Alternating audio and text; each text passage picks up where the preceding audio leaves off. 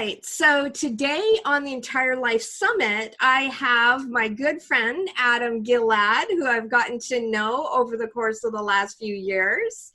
And Adam, why don't you tell us where you come from, where you are?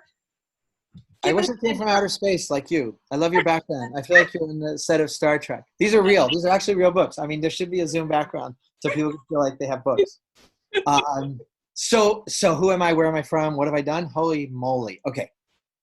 Well, currently, I've been a dating and relationship and men's coach for the last 15 years. Mm-hmm. And we've started a men's movement called the Bold Life Brotherhood, which we can talk about in terms of how do you make sure people are actually ratcheting their life up steadily. Mm-hmm. And accountability. I also have a lot of programs for men, for women to inspire love. I always say you don't find love. I think everyone does it wrong.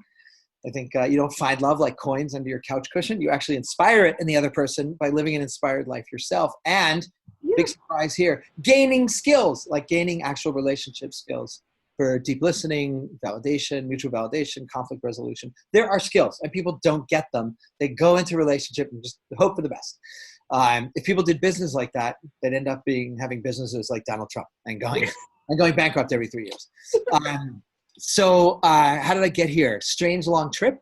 I started on Wall Street, got into the music industry, managed the fourth biggest band in the world at age 26, was way in over my head. Who was that? In Excess, if you remember them. Oh my God. Oh, I'll tell you a funny story. I ended up passing out at an In Excess concert in New Zealand. Oh, wow. In the early 90s. Yep. And I got pushed too far up into like the mosh pit. Right. And I got overwhelmed. That's so funny. Well, I had a little different. I got to stand on stage between the giant speakers and look out at 50,000 cheering people going, why didn't I become a rock star? Should have become a rock star. Didn't think of it, right? So that was exciting, obviously. But I was writing then, and I was kind of negotiating film deals, knowing nothing about film deals. But I had a suit. So, but my real passion was writing, and I wrote a couple of movies while I was doing that. With the support of some producers, I quit and went off to grad school to really become the writer I wanted to be. Mm-hmm. So I did my PhD work at Stanford, and I was really focusing on writing, but also how people communicate. I was very fascinated by how we create meaning out of the world. And that really came from, I lived for 2 years in Israel in my 20s as well, right in Jerusalem, and trying to figure out life as a young man. And just like looking how Muslims, Christians, Jews, others, right? Miscellaneous, as they say on The Simpsons, which is one of the best lines ever. And Apu says, there are 800 million of us, but how people could look at the same text and have totally different interpretations. So I was really interested in how the human mind works, like how do we communicate? So I did a lot of graduate work around communication and how we create meaning. Then came to Hollywood and had a nice career in Hollywood, about 12 years, did multiple movies, Emmy nomination, loved animation. And then just Hollywood broke my heart too many times. And does that? Yeah. Oh, I could tell you stories. But, got movies made and it was great. But my kids were young and I needed a steady income. And I, by mistake, wrote a book about how to communicate with online dating. Because by mistake, I also got single for the first time in my life at 39. And I didn't know how to date at all because I'd been married since college. But I can write. And so I saw that people don't know how to communicate on a deep level. So back in the day, I just wrote these ebooks for men and for women on how to speak a language that the other gender can actually hear and that touches, depth. Right. It goes beneath the surface. And they just took off. And suddenly I had this career as a dating guru, which was nuts because I never planned on that. And that grew into men's work and women's work and deep communication and personal development stuff. So for the last couple of years, really focused on the Bold Life Brotherhood, which is the men's movement. We have men's circles online every week, and something called Six Figure Dating Coach, or the International Dating and Relating Institute, where we train very high-level dating coaches so that they can build a business and actually really help people. And that's what I've mostly been up to, raising kids, traveling the world, and building businesses, worrying about COVID, and writing. I'm back to writing a lot, so that's really fun. Aren't we all worried about COVID? Yeah, I just went through that whole fiasco. Yes, you did. And you and I, if you remember, you and I spent, this is going to sound weird. We spent a weekend together. We were at a conference the week before I got sick. And I remember you being terrified. You're like, oh, did you have it then? we went to this marketing conference, and you were the most interesting, best person there, and we hadn't seen each other. We just hung out the whole weekend. And the next weekend, you were like, plague typhoid Mary. That's when I caught it at the conference the following week. And it was the following week, Friday the 13th, I went in to my doctors, and I'm like, Crazy. I'm so sorry you went through that. I'm glad you're well. It turned your hair pink. I don't know if you've noticed, but your hair turned. Oh yeah, I know. My boyfriend keeps joking at me, and he's like, yeah, COVID turned her hair pink. But actually, with all of these Zoom things, right? Like some people are singing on Zoom. Well, a group of friend of mine, we haven't seen each other in like 15 years. And we all decided to get together and have an 80s Zoom neon party. Wow. And so we did, and I went full in. I had like a neon pink top, and I tied with 3 other people for first place for best dressed. Crazy days. What can I tell you? Crazy days. So awesome. Well, tell us, because I know that you've got a lot to share with us through your studies and everything. Tell us how you get clarity and how you help your coaches get clarity. Wow. Clarity. It's a great term, because I'm what my wife calls a duck, or ducks. Ducks can dive, but not as deep as, say, dolphins. They can fly, but not as high as eagles. And they can run, but not as fast as horses. So we do a lot of things. So they used to call them Renaissance people. Now we're called ducks. So you're a duck. Or hyper potentiates. I just found a TED Talk. Someone came up with a fancy name. So clarity doesn't come naturally to me. I'm a high creative, right? I'm always creating ideas, popping, popcorn brain. And that's good. That's my being, right? So this is good, because then you can share that with people who are like that. Yes. And my boyfriend's the same way. Yeah. Just like everything everywhere. I can actually show you. It's interesting. Every night before I go to sleep, I do this in a big marker. Everything I have to do the following day, right? That's just the main things. Those are the main items for the following morning. So this is if you know anything about, getting stuff done and books like that, it's really good to download your brain the night before you go to sleep, and always prioritize what are your top 3 things to get done the next day. So if you prioritize the most important things that are going to actually move the needle of my life, then no matter what else goes wrong that day, I feel like, okay, I've moved the needle. So the key thing for clarity for me is to make sure my mornings are sacrosanct. I don't take calls in the morning. I don't talk to anybody in the morning. I even built an office out in my yard there here in Topanga County. And I go out there at like 7:30, and I don't come out till 12.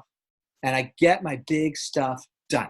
So in a sense, my day is done. Now there's still a lot. So it's like your deep work, right? My deep work. I have a call with you. I have another hour call, and another hour call after this. So I keep working when I have to, and I do.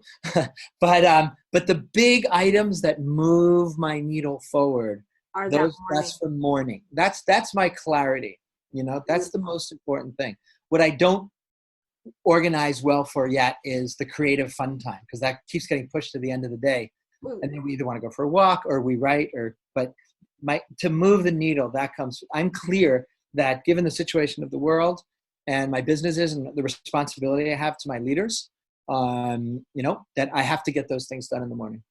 That's beautiful. Yeah. So what I heard was, in our terms, what we call that is a bookend at the end of the day, writing out your things that you need to do, and then your deep work in the morning. And I do something similar in the morning. I try not to. There are days when I do it, because we all break our own rules, but I try to go and I do my work, that deep work, early in the morning.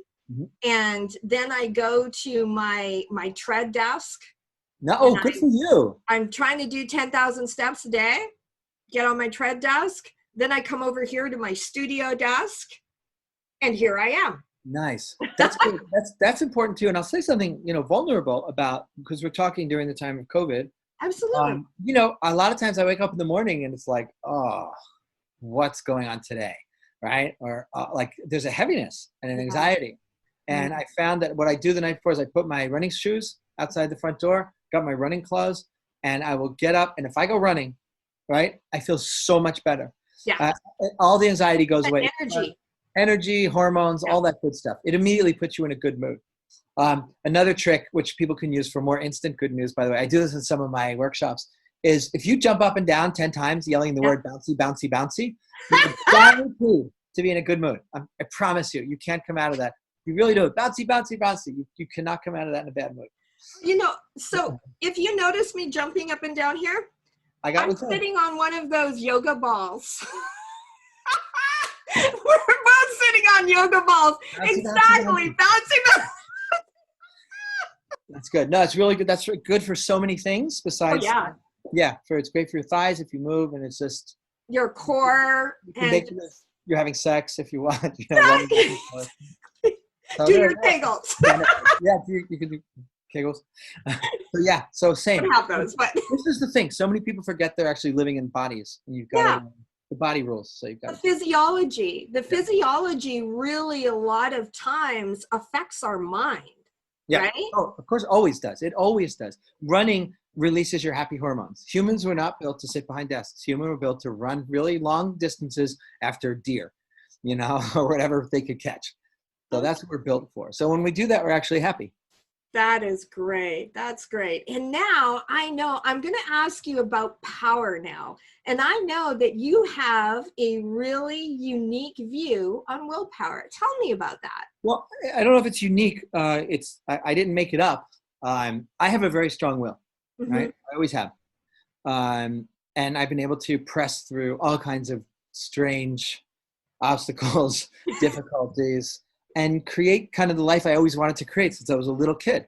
Travel the world, be independent, never have to work in an office, explore my passions. That's all I ever wanted as a kid. It sounds like you've got an intrinsic. Yes, that's intrinsic. Now, there are a lot of temptations out there in the world, right? I find as I get into as you can see, now that I'm in my 30s, I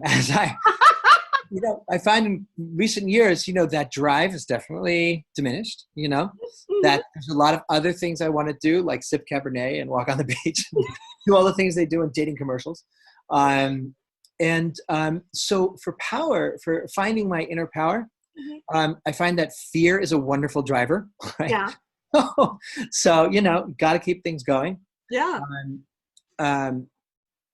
But there's a fantastic book called Willpower Doesn't Work. I believe his name is Ben Perry. I just ran into him at actually Sean Stevenson's memorial. Willpower Doesn't Work. There's a whole slew of books. The Habit, what's it called? Charles Duhigg's book on the book of Habit. What's it called? The Power of Habit by Charles Duhigg. And then Micro Habits book just came out last year. All really good, and they kind of all say the same thing. Willpower don't work. You need triggers. You need rewards. Humans, in the dating world, I always tell women that men are actually very simple.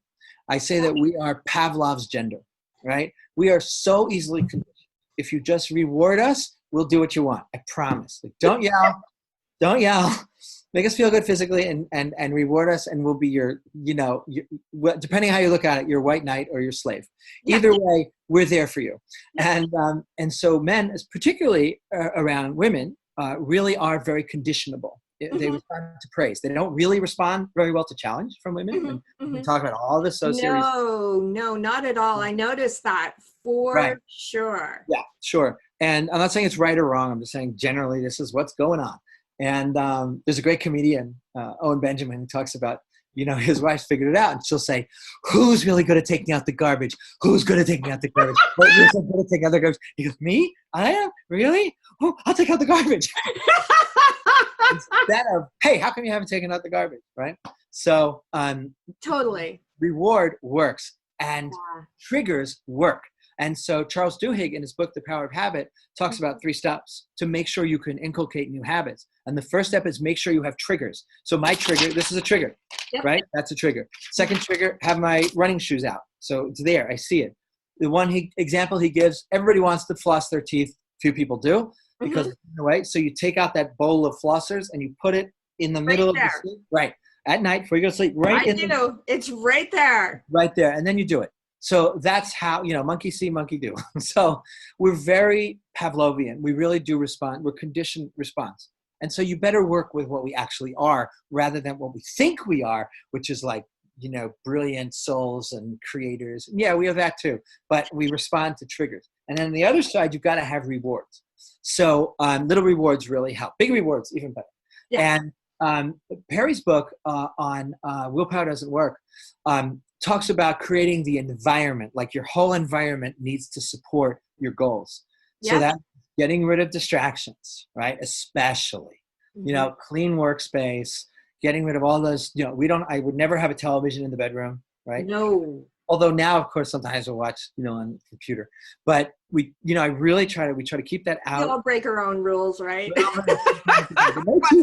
No TV. So, but it's important, it's if you don't put sweets in your house, then you won't eat them, right? Yeah. If we buy 3 packs of, what are those really good cookies? Oh my God. Not that I would buy 3 packs of cookies, but I did. I like them, right? So he talks about how to create an environment to support what you want to accomplish. And absolutely, especially if you're creative, like for me, I have to live near the ocean and I have to see the ocean. If I don't see the ocean, it's like something is broken inside of me. Wow. It's bizarre. We're going today at 5. I said, today we have to go to the ocean. We'll walk on PCH if we have to. Let's find a road. But we've got to get out. We've got to see. It's so funny. My kids who grew up here near the beach in Topanga, they met someone. We went, where did we go? Maybe on a ski trip. And the person, they'd never seen the ocean. You've never seen they couldn't believe someone would have never seen the ocean. Like it just reminded me of that because it is so refreshing and inspiring, right? Yeah. Yeah. For me, it's just part of who I am. I don't like to go in it so much because I'm a snow girl. Yeah. And the ocean terrifies me. Right. But I love to look at it. There aren't a lot of sharks at Deer Valley. What's that? There aren't a lot of sharks at Deer Valley. I get it. No, they're not. So I wish I could say like I'm a master of power and a master of willpower, but I'm not. And in fact, the businesses we created really build on this. So for example, I mentioned we have this company called the Bold Life Brotherhood. And the idea is it's a men's organization. They meet weekly online now. And there's a curriculum to like ratchet up your life around your relationships, your sense of inner power, your rigor, your passion, your joy, your connectivity to other people, your intimacy, your sovereignty, your generosity. And there's every week is designed to lead to one bold decision you can make this week, leaning into your fear, leaning into an obstacle, right? And the idea is that every week, ratchet, you get to the life you want. Now, if you didn't have that, if you didn't meet with the same guys and have an accountability partner, right? We call it a quest partner because it's more fun. But like a quest partner, hey, this is what I'm going to do this week, and you do it. But you need that circle of men. In this case, talking about men, we're going to be launching a woman's version of this later this year. But every week, say, this is actually what I want in my life. And okay, take a concrete smart step, right? You know what smart steps are? I imagine most people do. Smart goals, yep. Smart goals. So it's something that's specific, measurable. A is attainable. R is reasonable, I think. The R switches and around. Timeline. And T is time bound. So you can't say, okay, I'm going to be nice to my girlfriend this week. You have to say, I am going to bring her action. 2 gifts. I'm going to sit with her over dinner without my phone. I'm going to do these things that she asked me to, they have to be specific. So unless you have that specificity and the accountability, you're not going to do it, right? Yeah. So it's too nebulous and airy-fairy, and I mean that is I'm so glad that you presence that, because that is the key, and even why I'm doing this summit is because in my years, I've been in business for 18 years now. What I've noticed is that the most successful people attach their long-term goals to their daily activities. And the people who fail don't make that connection. That's very interesting. That's the issue. I've been both of those guys, right? Yeah. There was my we all. Yeah, there was first single years where I just was having a great time and loving life for the first time. Yep. And then, Eben Pagan, his CFO is also kind of a shadow CFO of my company and a good friend. Yeah. And he sat me down a few years ago and he goes, Adam, you're not 40 anymore. He goes, all your effort, anything you do must be toward building a scalable business. If you find that you're working on something that's not scalable, stop. You don't realize it yet, but you don't have endless time. And that was one of the most powerful. Isn't that like a just boom? Yes. Yes. And it was really good we had that discussion because everything I do now is geared toward building these scalable companies. We're really building out whole movements, really, with the dating coach company and with the men's circle company and then the women's circle company. Absolutely. And you're not the first of our speakers to talk about accountability partners. Yeah, because guess what? Nobody wants it, but you've got to do it. We're all slippery. Yeah. Yeah, exactly. Exactly. Some people are naturally super responsible. First child, grew up Lutheran, are terrified that God will kill them if they don't keep their. You grew up Lutheran? Well, God will kill them. No, I'm an only child, but yeah. I'm like hyper. I love the little ticks, and that's probably why I'm creating Entire Task. Yes. I love the little tick, the tick that I did it. And I love that. And I know that it's connected to my long-term goals. And I'm like, tick, tick, tick, tick, tick, tick, tick. That's great. No, that's great. I don't think I can go forward. Yes. To do something, I'm going to do it all day long. That's great. No, it's the only way to go. Yeah. Especially when you realize your mortality. And that's the thing, you know the beautiful thing about this pink hair? What? It hides my gray. Maybe I should have a pink beard. No, definitely change there you go. Okay. Definitely change my professional image. I'll tell you that, especially the men's movement. Oh my goodness. All right. So tell us about follow through. How do you structure it so that you make sure you've got the clarity, you've got the power now, and what structures do you put in place to make sure that you follow through with your commitments? Yeah, it's just checklists. I mean, it's really simple. It's what I showed you. I usually have little boxes next to each and I check them, like literally check them. That's it. That's it. Just every day I rank with the most important, almost like Stephen Covey, urgent and necessary. And I just rank the most important things. And I often don't get to the things on the bottom. Yeah. Call mom gets put off a little more than I'd like, but she gets called. But that's really it. That is how I do my follow through. That's great. And that's again one of the reasons I'm making Entire Task, because one thing that really bothers me about the software out there is that it doesn't realize that as business owners, we put things off on purpose because they're not important. Or they hurt. But yeah, like, somebody wants that big refund. We do it. Yes. And so we need to have an ability to be able to put those things off, but still have them somewhere, but not shoved up our nose to make us feel bad and overwhelmed so that we don't ever do it. Yes. Yeah. I also find having business partners, working with people helps too, because then I feel responsible to them. Absolutely. Yeah, that helps. So tell us what your free gift is. Okay. Party at my house. Tequila. Let's go. I just posted this morning that from what's it called, Little Mermaid. I want to go where the people are. It's like, I want to go. Where are the people? So what I have is this. So as I mentioned, we're doing this kind of very deep men's work. And it's also fun. So as an introduction to what we're doing, we have 3 videos. And by the way, if women are listening to this, if you want to get your guy or guys in your life, like to really step up their game in life around everything, their warrior, their lover, their king, right? Their creator, like really, literally ratcheting up. I keep using that language, like ratchet up each week. Here's my 18-year-old son. He'd be great. Absolutely. It would change his life. It would absolutely change his life to be with a group of guys. Because we don't tell people how to be a man, No, we don't. We don't do that kind of thing about real man. This is none of that. We used to. Well, I don't.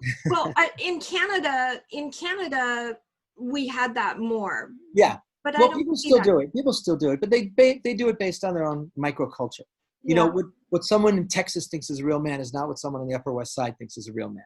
true. You know, the guy who's a therapist on the Upper West Side is a real man in that he can have presence and depth and sit with someone's pain and express his vulnerability. The guy in Texas, you know, kicks cows and, you know, gets shit done and carries stuff and, you know, is the provider, and that's great. You know, there are aspects of being a man. So we don't tell men how to be a man. We just say, here's a platform and exercises to help you become the man you want to be. So they always choose their own, The best man. that they want to be, right? It's just Exactly. you take a bold step toward what you want to be this week based on what we're talking about. So we have 3 videos that give some exercises that we do. One around cultivating the inner warrior who fights for good, right? One for cultivating the inner lover who can connect deeply with someone else and really be of service heart-wise. And then one video about the inner king, developing that. And a lot of people don't really understand what the king represents. They think it's he who takes power, but it's actually he who generates power, right? Because when the king is healthy, the kingdom is healthy. And the king is a fountain, really, of value and gives value. So we have exercises helping men cultivate generosity of spirit, generosity of advice, generosity of connecting people, and being that encourager to help people bring out their best. So we have 3 short videos that have exercise to help men develop those qualities. Well, you know, I when you just said that, I'm like, you are definitely a king, because I mean, just in our conversations together, you said, oh, you got to talk to this person, you got to talk to that person. Yeah. Very generous, and so you figured it out and you're sharing it. I love that. Well, yeah, thank you for that. It's a good reflection. It's my pleasure to help people who deserve help, and you clearly deserve help. And if I have resources, I want to hook you up with them. And you know, it's called generativity. You know, the same quality that creates babies. You know, generativity is the same that creates value in the world. Creation, yeah. And it's when men hold back and are parsimonious and jealous and all those. I'm coaching. I don't do a lot of individual coaching, but for certain people I do. And I have a very high level guy in Europe, and this guy owns a company, you know, with hundreds and hundreds and hundreds and hundreds and hundreds of employees. And I'm just introducing him to this notion of kingship, which is like, really how to never collapse into pettiness, jealousy, anger, pissiness. There's no point, because when you're the source of value, you're always the source of value. And if something happens, you just adjust to it. But there's no sense of lack. And that's a mindset, you know? Yeah. So that's what we teach. That's beautiful. Thank you so much for coming with us today, Adam. I really appreciate it.